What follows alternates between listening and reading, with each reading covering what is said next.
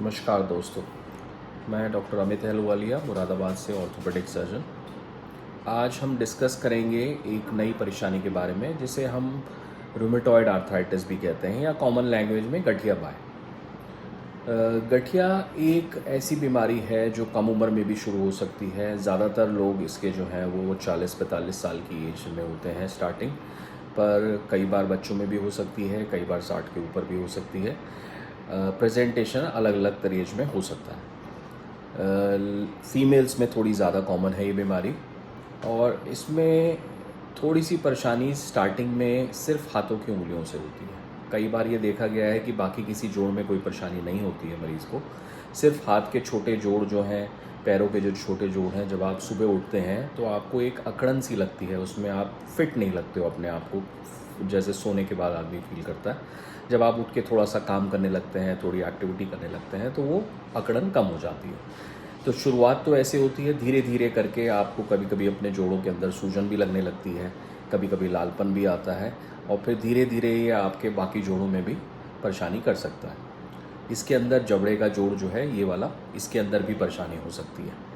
अब इसका इलाज, बहुत अच्छी दवाइयाँ अब आजकल आ गई हैं इसके लिए, पर इसके साथ एक परेशानी है कि ये एक ऑटो इम्यून डिजीज़ है। ऑटो इम्यून मतलब आपके शरीर की कोशिकाएं अपने शरीर को सही से पहचान नहीं पाती हैं, तो वो उनको डैमेज करने लगती हैं, पर्टिकुलरली जोड़ों के अंदर।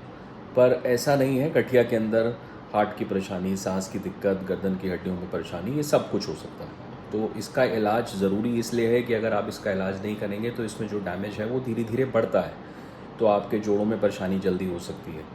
गठिया वाले पेशेंट्स के घुटने जल्दी चेंज होने वाली स्टेज में पहुंच जाते हैं। अगर आप दवाई खाएंगे तो आपका गठिया कंट्रोल में रहेगा। तो ऐसा नहीं मैं कह रहा हूं कि ये ख़त्म हो जाएगी दवाई से पूरी तरह, पर इसकी दवाई अगर आप लगातार खाते हैं तो आप ठीक रहेंगे।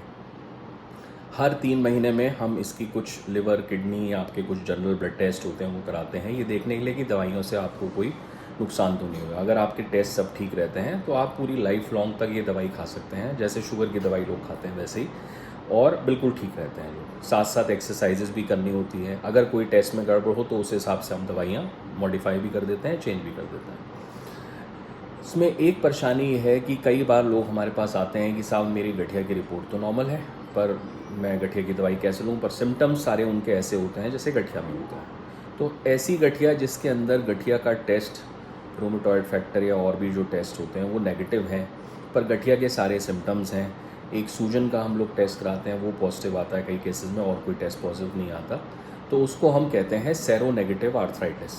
मतलब कि आपका गठिया का टेस्ट नेगेटिव है पर आपको गठिया है, तो उसके अंदर भी आपको गठिया की दवाई लेनी है। ऐसा नहीं है कि गठिया की दवाई नहीं लेनी है। गठिया की दवाइयाँ नॉर्मल भी आती हैं, थोड़ी हाई एंड वाली दवाइयाँ भी अब आ गई हैं, जो कि अगर ज़्यादा दिक्कत हो तो शुरू में हम दवाइयाँ ज़्यादा देते हैं, पर धीरे धीरे जितनी कम से कम दवाइयों में आपको फ़ायदा होता है वो दवाई हम चलाते हैं। तो मेरा ये कहना है कि अगर आपको गठिया है या आपको गठिया के तरह के सिम्टम्स हैं, शक लग रहा है, तो अपने डॉक्टर से मिलिए और उसका इलाज जल्द से जल्द शुरू कीजिए। नमस्कार।